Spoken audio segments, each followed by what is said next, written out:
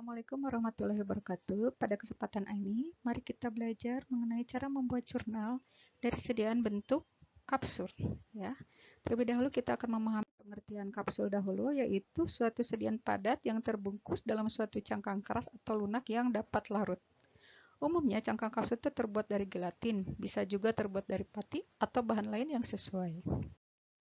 Keuntungan penggunaan kapsul, ideal antaranya adalah bentuknya menarik, praktis, menutup rasa dan bau yang tidak enak dari obat, dapat mengkombinasi bermacam-macam obat, juga cangkang kapsul cepat larut sehingga obat mudah diabsorpsi. Kapsul dapat diisi dengan cepat sehingga tidak perlu bahan tambahan seperti pada serbuk atau tablet. Namun kerugiannya adalah kapsul tidak bisa untuk balita, tidak bisa dibagi-bagi, tidak bisa untuk zat yang mudah menguap, tidak bisa untuk zat yang higroskopis, dan tidak bisa untuk zat-zat yang bereaksi dengan cangkang kapsul. Jenis kapsul ada dua jenis, yaitu hard kapsul, soft kapsul. Hard kapsul ini adalah kapsul keras atau disebut juga kapsul dure. Soft kapsul adalah kapsul lunak atau disebut juga kapsul moles. Perbedaannya adalah kita perhatikan, untuk kapsul keras terdiri dari wadah atau badan dan tutup, sementara kapsul lunak merupakan satu kesatuan. Kapsul keras tersedia dalam bentuk kosong, sementara kapsul lunak selalu dalam bentuk terisi. Kapsul keras umumnya berisi serbuk atau granul atau obat padat, sementara kapsul lunak umumnya berisi cairan bukan air, tapi dapat juga berisi obat bentuk padat. Penggunaan kapsul keras biasanya umumnya adalah oral, sementara kapsul lunak digunakan untuk oral, bisa untuk permukaan kulit atau topikal, rektal, atau vaginal. Kandungan air pada cangkang kapsul keras adalah 10-15%, sementara kapsul lunak 6-13%. Bentuk kapsul keras itu satu bentuk, sementara kapsul lunak adalah bermacam-macam bentuk. Ya, ini perbedaannya. Ini contoh gambar kapsul lunak dan ini kapsul keras.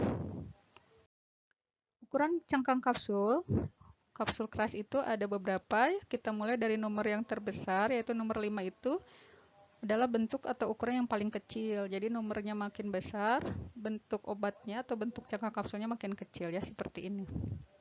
Ini adalah perkisaran panjang dari kapsul setiap ukuran. Nah, sementara kapasitas cangkang kapsul itu tergantung dari jenis obat, jadi tidak ada patokan yang pasti. Contoh asetosal, ya. Asetosal di kapsul nomor 3 masih bisa muat 200 mg, sementara natrium karbonat di kapsul nomor 3 masih memungkinkan masuk sebanyak 300 mg, ya. Nah, seperti itu. Nah, sebagai panduan ini ada panduan seperti ini dari kapsul nomor 5. Perkiraan beratnya adalah 50 mg atau sampai dengan 100 mg, ya.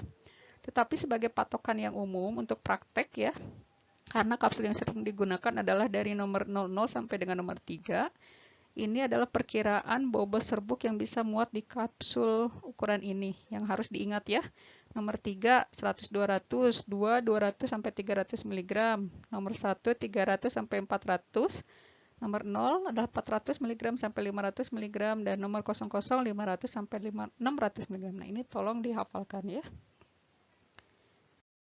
Cara pengisian kapsul itu ada 3, dengan tangan, dengan alat bukan mesin, dan dengan mesin. Dengan tangan biasanya dilakukan di laboratorium, dari serbuk yang sudah dibagi, kemudian tiap bagian dimasukkan ke dalam badan kapsul, kemudian ditutup. Sementara dengan alat bukan mesin, yaitu dengan alat yang memudahkan pengisian kapsul yang lebih banyak, ya, sehingga ini akan lebih cepat daripada dengan tangan biasa. Dan dengan mesin ini adalah alat yang otomatis, biasanya dilakukan di industri untuk produksi kapsul dalam jumlah yang besar, ya. Ini contohnya, ini dengan alat, ini dengan mesin otomatis di industri, ya. Dan ini pengisian kapsul dengan alat bukan mesin.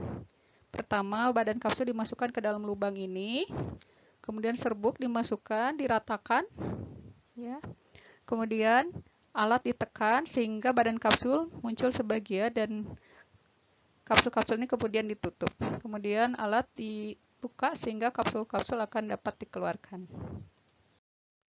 Nah, untuk pengujian kapsul adalah ada waktu hancur, keseragaman bobot, keseragaman kandungan, dan uji disolusi.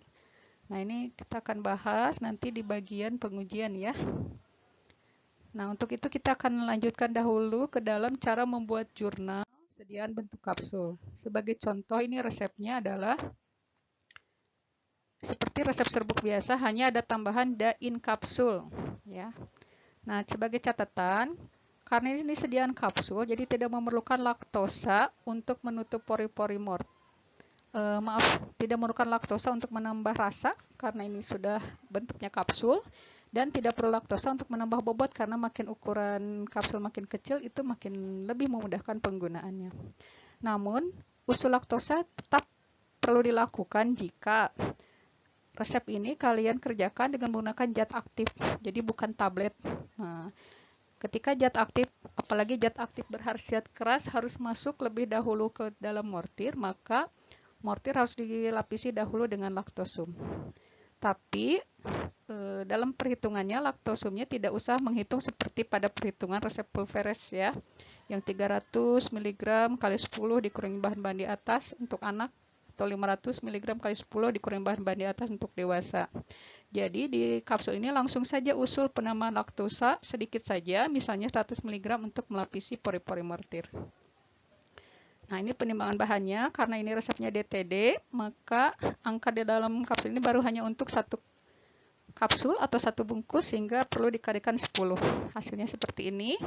Dan untuk laktosa langsung dituliskan 100 mg. Jadi ini 100 mg ini udah untuk 10 bungkus. Nah, ini penimbangan bahannya. Kemudian perhitungan lainnya dimasukkan adalah bobot total serbuk. Bobot total serbuk ini untuk menentukan ukuran kapsulnya nanti ya. Dihitung dari mana? Bisa dengan menjumlahkan bahan-bahan dalam perhitungan bahan jika praktek menggunakan zat aktifnya, atau misalnya pada saat kita praktikum tidak membuat obatnya, hanya membuat jurnal, sehingga kita untuk menentukan beratnya maka dengan menjumlahkan bahan-bahan yang ada di sini. Tetapi jika resep menggunakan tablet, maka tidak bisa dengan menjumlahkan zat aktif di dalamnya, tetapi dilakukan dengan menimbang semua serbuk hasil pencampuran sebelum dibagi.